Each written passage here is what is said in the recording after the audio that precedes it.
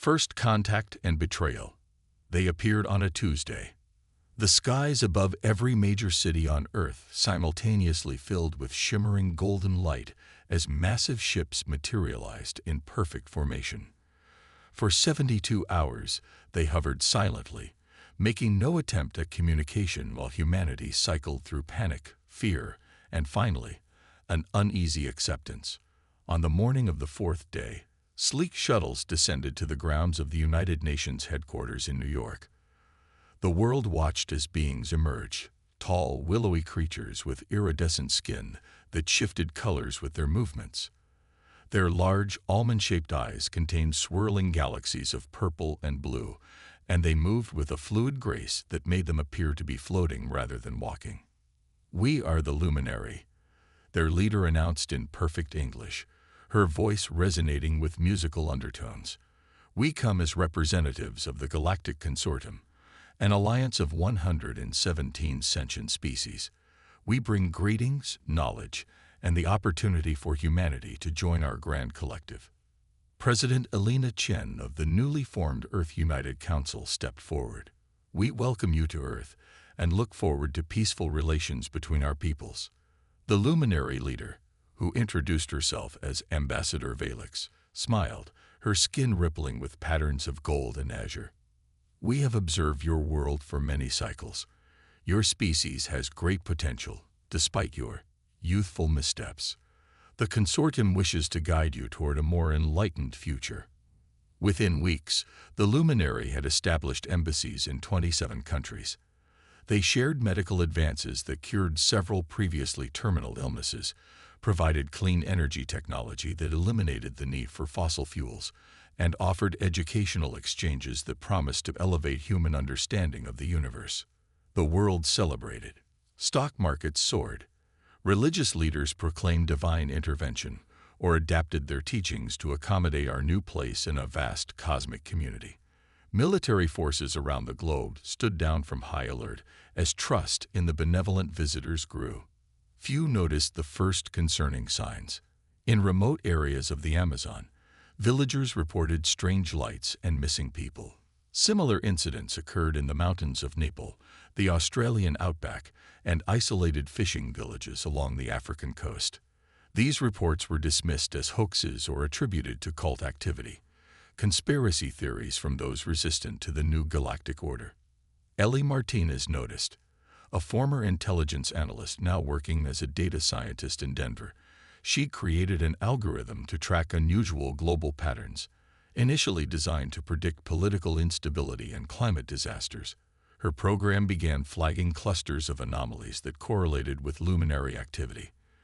"The disappearances follow a pattern," she explained to her colleague, Dr. James Park, as they reviewed her findings late one night. "They always happen within 72 hours of the luminary ship visiting the region, and they primarily target marginalized communities, places where people might not be immediately missed." James frowned at the data. "That's circumstantial at best, Ellie. The luminary have given us medical technology that saved millions of lives already. And what have we given them in return?" Ellie countered. "They've established mining operations on every continent, operations they claim are for harmless mineral extraction needed for their technology. But my satellite analysis shows they're removing specific rare earth elements at an alarming rate. Resources they need to help us build the new fusion reactors. Resources they're shipping off-world," Ellie interrupted, pulling up new imagery. "Look at these cargo patterns. More is going up than coming down. A lot more." 6 months after first contact, the novelty of alien visitors had worn off for most people. The initial technological gifts had been distributed, but the promised next phase of advancements remained vague and always just beyond reach. Meanwhile, luminary mining operations expanded, and their ships made increasingly frequent journeys to and from their fleet in orbit. In Whitehall, Montana, population 1,022, Sheriff Ray Blackwood had his own concerns. 3 families from outlying farms had vanished in the past month.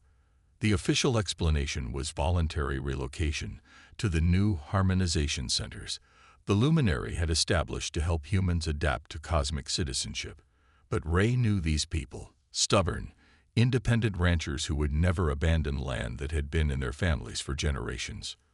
"Something ain't right," he muttered as he drove along the dusty road toward the Miller property. Tom Miller and his family hadn't been seen in town for 2 weeks, and their neighbors reported their livestock wandering unfed. As Ray crested the hill overlooking the Miller ranch, he slammed on his brakes. Where the farmhouse should have stood was a perfect circular depression, as if something massive had landed and lifted off again. The barn remained, but the house was gone, not destroyed, not burned, simply gone as if it had been plucked from the earth. He was still processing the sight when his radio crackled. "Sheriff, we've got reports of one of them alien shuttles heading toward the Peterson place right now." Ray gunned the engine, spinning his cruiser around. The Peterson farm was only 3 miles away. As he raced down the road, he called every deputy and able-bodied person he trusted.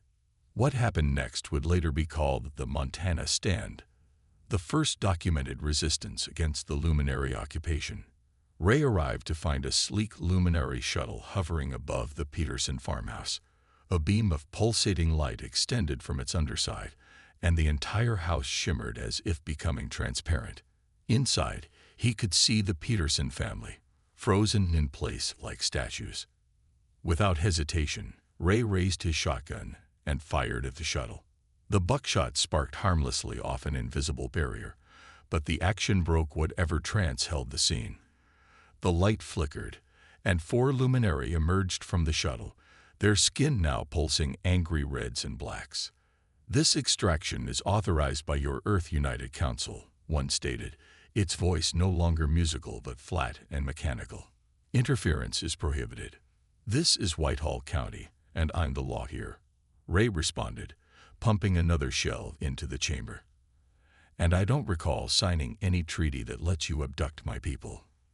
The standoff might have ended there if not for the arrival of others. Neighbors, deputies, and townspeople armed with hunting rifles and determination. Among them was Jason Peterson's brother-in-law, Marcus Green, a retired Air Force technician who had brought something special, a homemade electromagnetic pulse device cobbled together from spare parts and theoretical designs he'd been tinkering with since the aliens arrived. "Never trusted these shiny bastards," Marcus muttered as he activated his device. The effect was immediate and unexpected. The luminary shuttle systems failed catastrophically, sending it crashing to the ground. The aliens themselves convulsed as if in extreme pain, their skin shifting rapidly through colors before settling on a sickly gray. 3 of the aliens died on the spot. The 4th was captured, its technology confiscated by the increasingly organized human resistance that had formed in a matter of minutes.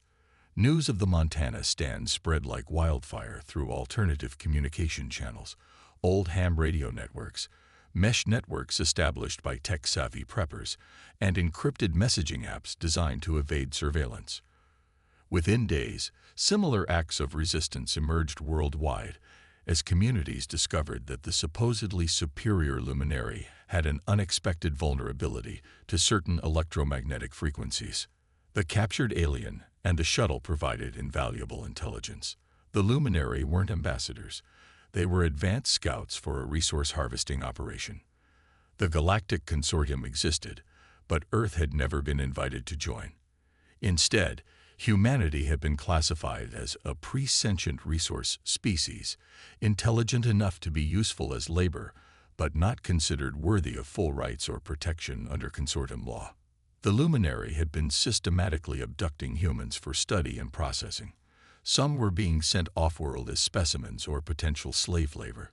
Others were being analyzed to determine the most efficient ways to manage the human population during the planned full-scale resource extraction that would eventually render Earth uninhabitable. When confronted with this evidence, the Earth United Council fractured. Some members, having benefited personally from luminary gifts, refused to believe the allegations. Others had suspected something was wrong, but feared the technological superiority of the aliens. A brave few demanded immediate action. Ambassador Valix addressed the world in a broadcast that dropped all pretense of benevolence. Her skin now pulsed with deep crimson and obsidian as she spoke. Your resistance is noted but ultimately irrelevant. The consortium has designated Earth as a Class C resource world.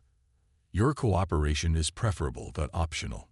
We will proceed with extraction, regardless of primitive demonstrations like the one in your Montana region.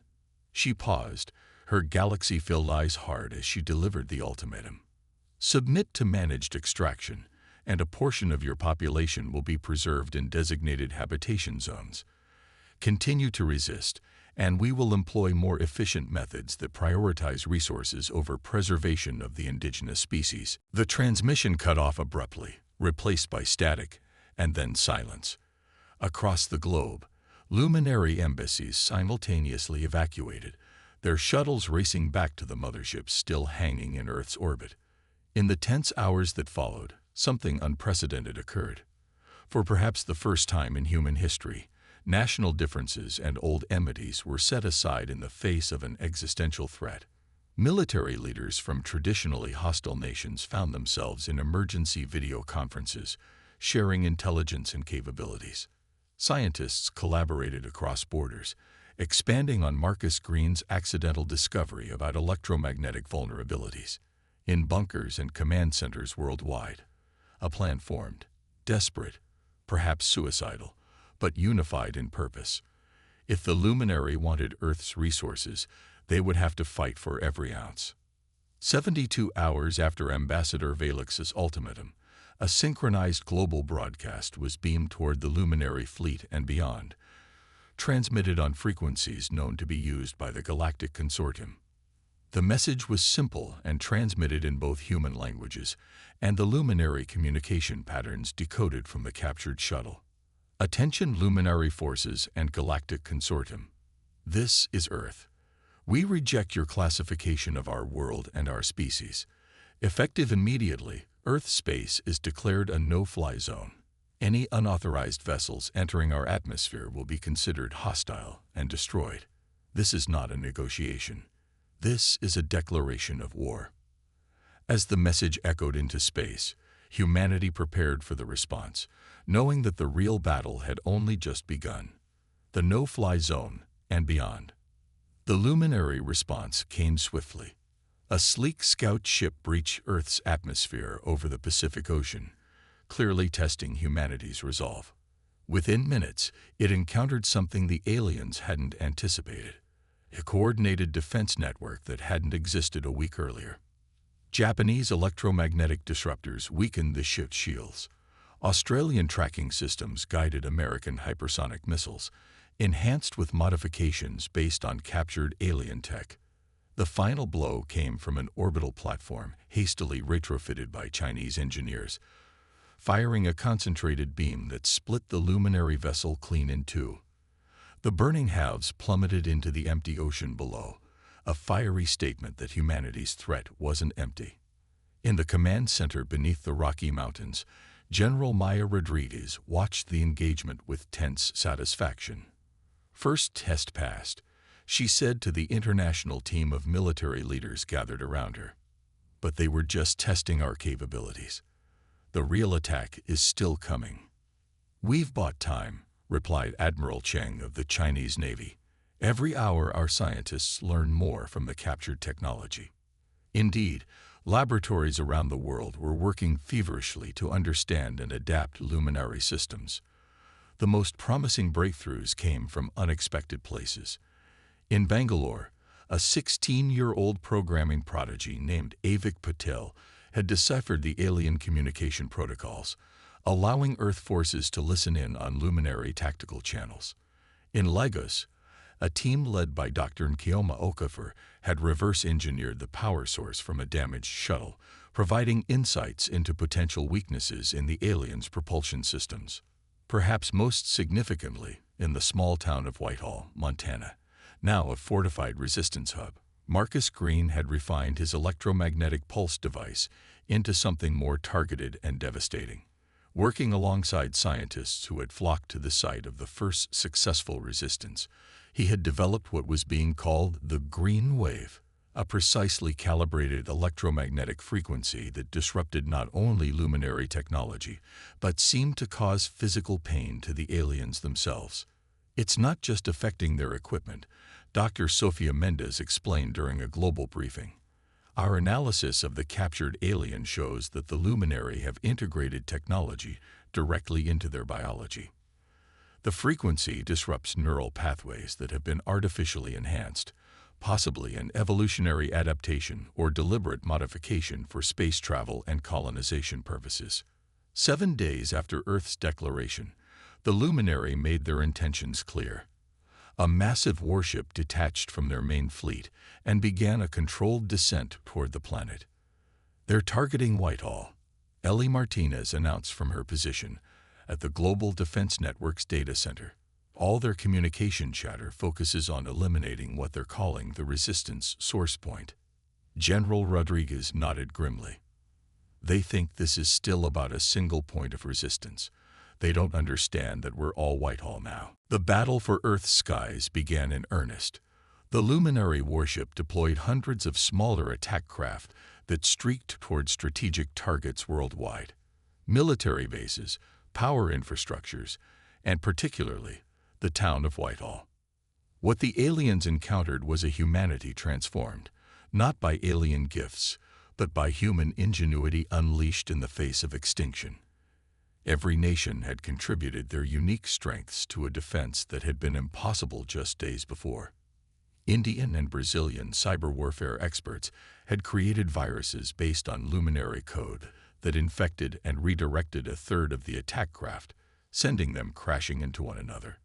African and European physicists had developed shields against the aliens' energy weapons, using principles observed in the captured technology.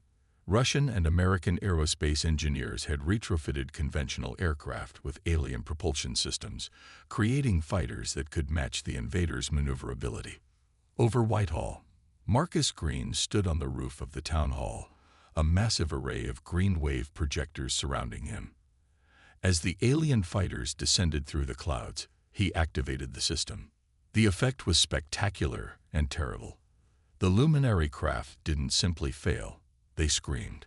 An otherworldly sound filled the air as the vessels shuddered and broke apart, their pilots visibly convulsing through viewports before crashing into the empty fields surrounding the town, deliberately cleared for this purpose. Similar scenes played out worldwide as humanity deployed its hastily assembled defenses with desperate courage and surprising effectiveness.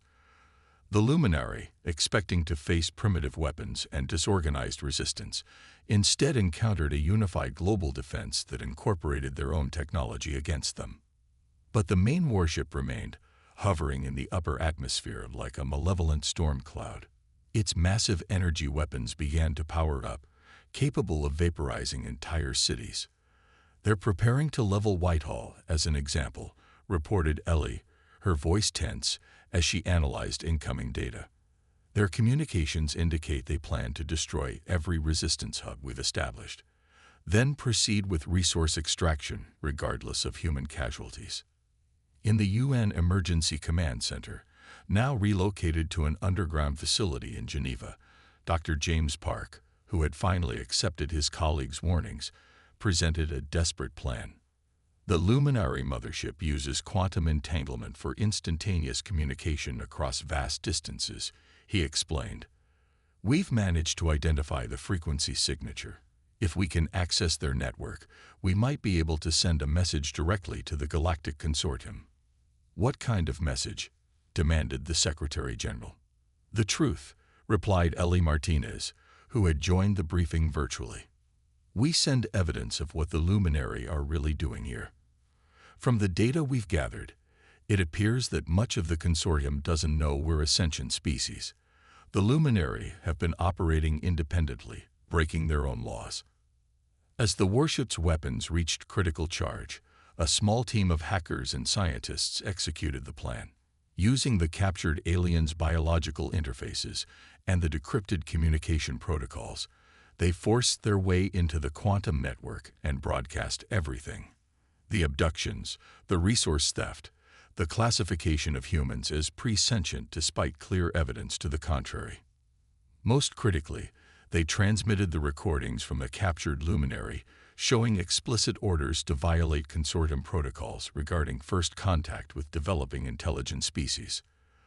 The response came just as the warship fired its main weapon toward Whitehall. Mid-beam, the energy discharge faltered and died. The massive ship shuddered in space, its lights flickering as external commands overrode its systems. A new transmission reached Earth, not from the luminary, but from a different consortium species, crystalline beings who identified themselves as the Arxani, senior members of the Consortium Council. People of Earth, the message began, translated through the protocols Avik had deciphered. We have received your evidence and find it deeply troubling. The actions of the Luminary Exploration Guild violate our most sacred principles of contact and exchange. We had no knowledge of your true nature or the unauthorized extraction activities. The luminary ships began to retreat, not of their own volition but pulled back by override commands from the broader consortium. The warship, its systems now under external control, slowly reversed course toward orbit. The luminary vessels are being recalled for immediate investigation, continued the Arxani message. A formal diplomatic delegation will be dispatched to establish proper relations with your species, should you permit it. The no-fly zone you have established will be respected until such time as mutual agreements can be reached. The transmission paused briefly before concluding. We note with interest your species' remarkable capacity for adaptation and unified defense. These qualities are rare and valuable. The consortium would benefit from such perspectives, should humanity wish to engage with the galactic community on equal terms in the future.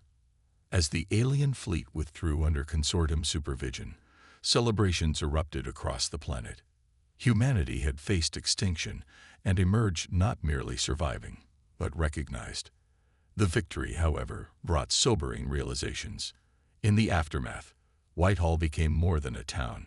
It transformed into a symbol and eventually the site of Earth's new unified defense academy.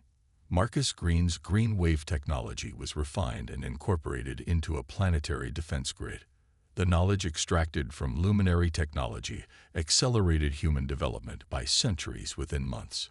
Most significantly, the experience changed humanity's view of itself. Ancient rivalries and borders seemed trivial after facing annihilation together. The cooperation forged in crisis evolved into more permanent structures of global governance and shared scientific advancement. 6 months after the luminary retreat, a single Arxani diplomatic vessel approached Earth orbit, carefully maintaining position outside the no-fly zone. Their request for landing was considered by the newly formed Earth Defense Council. We should hear what they have to say, argued Ellie Martinez, now serving as Earth's intelligence director. The universe is bigger and more dangerous than we imagined. We need allies. But we negotiate from strength, added General Rodriguez. The no-fly zone remains in effect. They meet us on our terms or not at all. In Whitehall, where it had all begun, Ray Blackwood stood at the edge of town watching the stars. The alien vessel was visible as a bright point moving across the night sky, waiting for humanity's answer. Never thought we'd have to worry about immigration from other planets, mused Marcus Green, standing beside him. Ray chuckled. World sure has changed, but some things stay the same. He gestured to the sign they had erected at the town limits, which now read, Welcome to Whitehall, Montana. Population, 1,022. First line of Earth's defense. Beneath those words, someone had spray-painted an addition that was rapidly becoming Earth's unofficial motto in the new galactic age. Tread lightly, or don't tread at all. As dawn broke over the mountains, humanity prepared to take its first careful steps onto the galactic stage, not as conquerors or the conquered, but as equals who had earned their place among the stars through courage, ingenuity, and the unexpected strength found in unity. The no-fly zone would eventually be modified, but never removed entirely.